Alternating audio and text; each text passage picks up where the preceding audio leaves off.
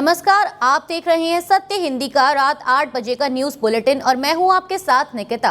Bulletin शुरू करने से पहले एक नजर हेडलाइंस पर। कॉकरोच वाली सीजीआई की टिप्पणी पर बने मीम्स के खिलाफ याचिका, केंद्र को नोटिस। विदेश मंत्रालय ने कहा, अरुणाचल प्रदेश भारत का अभिन्न हिस्सा, सत्य कोई नहीं बदल सकता। विदेशी फंडिंग बिल को जेपीसी को भेजने पर आम सहमति बनाने की कोशिश में सरकार। अमेरिका के राजदूत सर्जियो गोर और एनएसए अजीत डोभाल के बीच हुई मुलाकात। एक्टर प्रकाश राज का दावा, एसआईआर के दौरान वोटर लिस्ट से हटाया गया नाम। सुप्रीम कोर्ट में अदालत की मौखिक टिप्पणियों के कथित अवैध व्यावसायिक और राजनीतिक इस्तेमाल के खिलाफ जनहित याचिका दाखिल हुई है। याचिका में सोशल मीडिया पर कोर्ट की टिप्पणियों के मीम और छोटे वीडियो बनाकर प्रसारित करने पर भी सवाल उठाए गए हैं। सीजीआई सूर्यकांत की अध्यक्षता वाली 3 जजों की बेंच ने केंद्र सरकार के संबंधित मंत्रालयों, सीबीआई और बार काउंसिल ऑफ इंडिया को नोटिस जारी कर जवाब मांगा है। यह याचिका सुप्रीम कोर्ट के वकील राजा चौधरी ने दाखिल की है। याचिका में 15 मई को सीजीआई सूर्यकांत की कॉकरोच टिप्पणी का भी जिक्र है।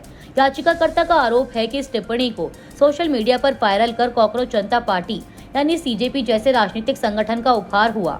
याचिकाकर्ता का तर्क है कि अदालत की मौखिक टिप्पणियों को डिजिटल तमाशे में बदलना कानून के शासन और न्यायिक गरिमा को गंभीर नुकसान पहुंचाने वाला है।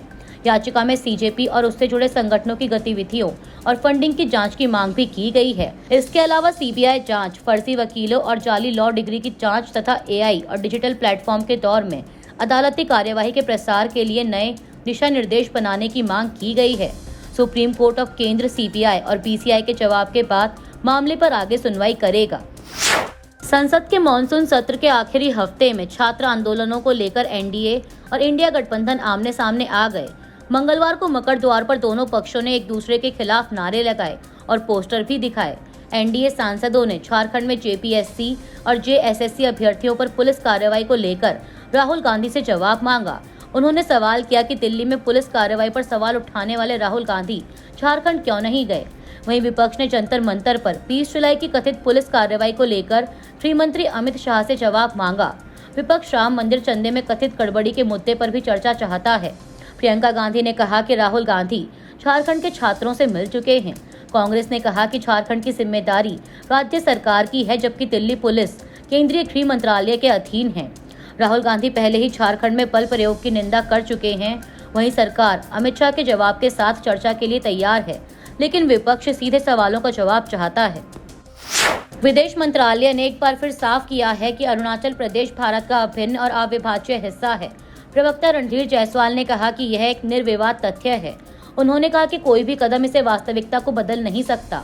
भारत ने चीन से सीमा विवाद पर बातचीत में शांति और स्थिरता बनाए रखने को हमेशा प्राथमिकता दी है। जायसवाल ने बताया कि 6 अगस्त को भारत और चीन सीमा मामलों पर WMCC की 36वीं बैठक में भी यही रुख दोहराया गया।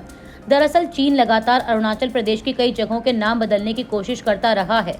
इसके जवाब में भारत ने अपने आधिकारिक नक्शे में अरुणाचल प्रदेश की 27 जगहों और भौगोलिक विशेषताओं के मानक नाम दर्ज किए हैं। सर्वे ऑफ इंडिया के मुताबिक इसका मकसद इन स्थानों की सही पहचान सुनिश्चित करना है। भारत ने चीन की नाम बदलने की कार्रवाई को हमेशा व्यर्थ और बेतुका बताया है। भारत का कहना है कि अरुणाचल प्रदेश हमेशा भारत का हिस्सा था, है और रहेगा। भारत ने पाकिस्तान, तुर्की और सऊदी अरब के बीच हुए मक्का समझौते पर प्रतिक्रिया दी है। विदेश मंत्रालय के प्रवक्ता रणधीर जायसवाल ने मंगलवार को एक प्रेस कॉन्फ्रेंस में इस मुद्दे से जुड़े सवाल पर कहा कि हम पश्चिम एशिया संघर्ष के घटनाक्रमों पर लगातार करीब से नजर रख रहे हैं। जहां तक इस मक्का समझौते का सवाल है, हम भारत की राष्ट्रीय सुरक्षा, क्षेत्रीय शांति और स्थिरता दोनों के नजरिए से इसके पहलुओं की समीक्षा कर रहे हैं। उन्होंने कहा कि भारत अपने राष्ट्रीय हितों की रक्षा करने के लिए पूरी तरह से प्रतिबद्ध है और इस दिशा में सभी जरूरी कदम उठाएगा। दरअसल सऊदी अरब के मक्का शहर में शुक्रवार को सऊदी अरब, तुर्की और पाकिस्तान ने एक रक्षा समझौते पर दस्तखत किए हैं। इस समझौते के मुताबिक इनमें से किसी एक देश पर हमला तीनों देशों पर माना जाएगा। केंद्र सरकार विवादित FCRA संशोधन विधेयक 2026 को संयुक्त संसदीय समिति यानी जेपीसी के पास भेजने पर विपक्ष से सहमति बनाने की कोशिश कर रही है। सरकार ने राजनीतिक दलों, चर्च प्रतिनिधियों और NGOs की चिंताओं को सुना है। बीजेपी के मुताबिक कांग्रेस और टीएमसी बिल को जेपीसी में भेजने के खिलाफ हैं, जबकि अन्य दलों से बातचीत जारी है। सरकार टीएम से भी समर्थन जुटाने की कोशिश कर रही है। संसदीय कार्य मंत्री किरेन रिजिजू ने इस सहमति बनाने की प्रक्रिया का नेतृत्व कर रहे हैं। इस बीच बीजेडी ने बिल को जेपीसी में भेजने का विरोध नहीं किया। पार्टी का कहना है कि शिक्षा और स्वास्थ्य क्षेत्र में काम करने वाली संस्थाओं के लिए नियमों में स्पष्टता जरूरी है। साथ ही संदिग्ध विदेशी फंडिंग की जांच होनी चाहिए। हालांकि प्रशासनिक गड़बड़ियों के कारण लाइसेंस रद्द होने पर समाधान का रास्ता भी होना चाहिए। बता दें कि संसद का मानसून सत्र शुक्रवार को खत्म हो रहा है। ऐसे में बिल पर चर्चा की संभावना कम है। भारत में अमेरिका के राजदूत सर्जियो गोर ने राष्ट्रीय सुरक्षा सलाहकार यानी एनएसए अजीत डोभाल से मुलाकात की है। सर्जियो गोर ने सोशल मीडिया प्लेटफॉर्म एक्स पर इसकी जानकारी दी।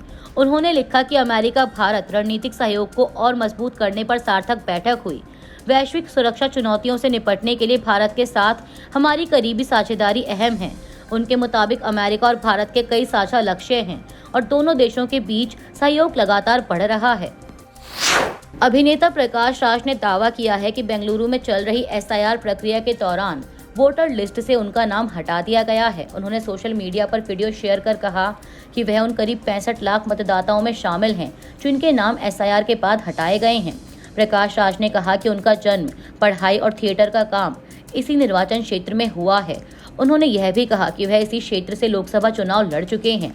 प्रकाश राज ने वोटर आईडी वापस पाने की प्रक्रिया को लेकर सवाल उठाए और कहा कि वह इसके लिए जरूरी डॉक्यूमेंट्स और प्रक्रिया का पता लगाएंगे। हालांकि चुनाव आयोग की ओर से उनके दावे पर तत्काल प्रतिक्रिया नहीं आई है।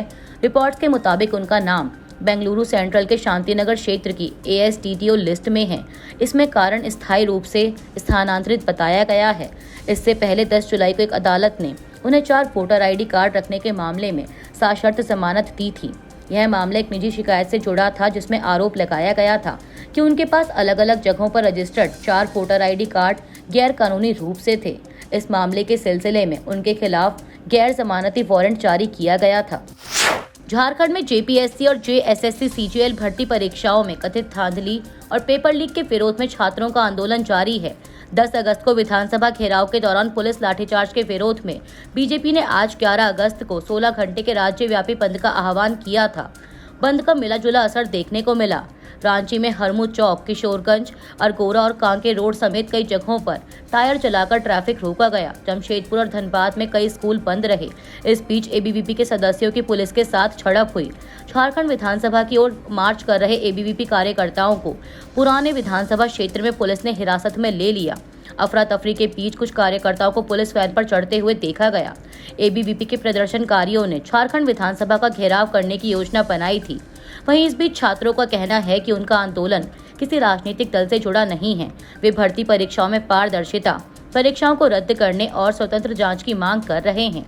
छात्र नेता देवेंद्रनाथ महतो समेत कई प्रदर्शनकारी अस्पताल में भर्ती हैं। झारखंड के स्वास्थ्य मंत्री इरफान अंसारी ने अस्पताल पहुंचकर छात्रों से मुलाकात की। बीजेपी सांसद और अभिनेत्री कंगना रनौत ने संसद में छात्र प्रदर्शन के मुद्दे पर कांग्रेस और विपक्ष पर निशाना साधा। कंगना ने आरोप लगाया कि राहुल गांधी चर्चा की मांग करने के बाद अब गृह मंत्री अमित शाह का जवाब सुनने से बच रहे हैं। उन्होंने कहा कि पहले इन लोगों ने उत्पात मचाया कि इनको नीट के प्रदर्शन पर एक चर्चा करनी है, लेकिन अब जब चर्चा हो रही है तो राहुल गांधी भगौड़े बने हुए हैं। यहाँ पर अमित शाह जी को सुनना नहीं चाह रहे। बताइए संसद कैसे चलेगा।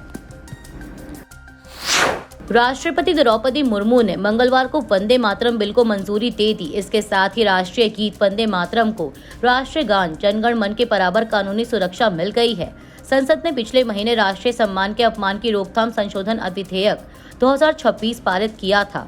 अब वंदे मातरम को जानबूझकर गाने से रोकना या इसके गायन में बाधा डालना अपराध होगा। दोषी पाए जाने पर 3 साल तक की जेल, जुर्माना या दोनों हो सकते हैं। पुराने कानून में ऐसी सुरक्षा सिर्फ राष्ट्रीय गान के लिए थी। वहीं गृह मंत्रालय ने स्वतंत्रता दिवस को लेकर भी बड़ा फैसला किया है। इस साल पहली बार लाल किले की प्राचीर से वंदे मातरम गाया जाएगा। मंत्रालय के निर्देश के मुताबिक राष्ट्रीय गीत और राष्ट्रीय गान साथ होने पर पहले वंदे मातरम गाया जाएगा। आधिकारिक कार्यक्रमों में इसके सभी 6 पद गाए जाएंगे। स्कूलों में भी दिन की शुरुआत राष्ट्रीय गीत के सामूहिक गायन से होगी। सीरिया की एक अदालत ने आपदस्थ राष्ट्रपति बशर अल असद को युद्ध अपराधों और मानवता के खिलाफ अपराधों का दोषी ठहराते हुए मौत की सजा सुनाई है। हालांकि असद सीरिया में मौजूद नहीं है। दिसंबर 2024 में सत्ता से हटने के बाद वे परिवार के साथ रूस के मॉस्को चले गए थे। इसके साथ ही सीरिया में उनके परिवार का 5 दशक से ज्यादा पुराना शासन खत्म हो गया था। अदालत ने असद के चचेरे भाई और दारा प्रांत के पूर्व राजनीतिक सुरक्षा प्रमुख आतिफ नजीब को भी मौत की सजा सुनाई है। उन्हें हत्या और यातना से मौत समेत कई अपराधों का दोषी पाया गया। दारा में 2011 में सरकार विरोधी प्रदर्शन शुरू हुए थे। सुरक्षा बलों की कार्रवाई के बाद यह आंदोलन पूरे सीरिया में फैल गया। सीरिया की अंतरिम सरकार ने इस साल असद शासन से जुड़े अधिकारियों पर मुकदमे शुरू किए हैं। हालांकि मॉस्को से असद का प्रत्यर्पण होगा या नहीं, यह अभी स्पष्ट नहीं है। पिछले दिसंबर में उनके खिलाफ गिरफ्तारी वारंट भी जारी हुआ था। पाकिस्तान के तट के पास ओमान की खाड़ी में कंटेनर जहाज पर मिसाइल हमले की आशंका जताई गई है। रॉयटर्स ने समुद्री सुरक्षा सूत्रों के हवाले से यह जानकारी दी। UKMTO के मुताबिक 11 अगस्त को सुबह 7:15 पर ओमान की खाड़ी में कंटेनर जहाज और सैन्य बलों से जुड़ी घटना की सूचना मिली। एजेंसी ने जहाज का नाम, झंडा या घटना की पूरी जानकारी नहीं दी। अधिकारियों ने मामले की जांच शुरू कर दी है। साथ ही जहाज़ों को इलाके में बदलती सुरक्षा स्थिति को लेकर सतर्क रहने की सलाह दी गई है। बता दें कि ओमान की खाड़ी अरब सागर को होर्मुज चलडमरू मध्य से जोड़ती है। यह पाकिस्तान के ग्वादर जैसे महत्वपूर्ण बंदरगाहों के पास रणनीतिक समुद्री मार्ग है। इस बीच लाल सागर के बाब अल मंदेब चलडमरू मध्य में एक कार्गो जहाज पर भी हमले की खबर है। इसमें कम से कम 3 क्रू मेंबर्स की मौत हुई है। इनमें 2 पाकिस्तानी और 1 इंडोनेशियाई नागरिक बताए गए हैं। तमिलनाडु विधानसभा में नीट को लेकर मंगलवार को बड़ा फैसला सामने आया। राज्य के स्वास्थ्य मंत्री KG अरुण राज ने नीट खत्म करने का प्रस्ताव विधानसभा में पेश किया। इस प्रस्ताव का DMK के साथ AIADMK, लेफ्ट पार्टियों और PMK ने भी समर्थन किया, जबकि सदन में मौजूद BJP के अकेले विधायक ने विरोध करते हुए वॉकआउट कर दिया। स्वास्थ्य मंत्री ने कहा कि नीट सामाजिक न्याय, समानता और राज्यों के अधिकारों के खिलाफ है। उनका दावा है कि इस परीक्षा से ग्रामीण और आर्थिक रूप से कमजोर छात्रों के लिए मेडिकल शिक्षा के मौके प्रभावित हुए हैं। सरकार ने कोचिंग सेंटरों की बढ़ती संख्या और महंगी फीस पर भी सवाल उठाए। प्रस्ताव में पेपर लीक, छात्रों का भरोसा टूटने और युवाओं की जान जाने जैसी चिंताओं का भी जिक्र किया गया। तमिलनाडु सरकार चाहती है कि मेडिकल दाखिला 12वीं के अंकों के आधार पर हो। अभी के लिए इस बुलेटिन में सिर्फ इतना ही। देश दुनिया की बड़ी खबरों के लिए जुड़े रहिए सत्य हिंदी के साथ। नमस्कार।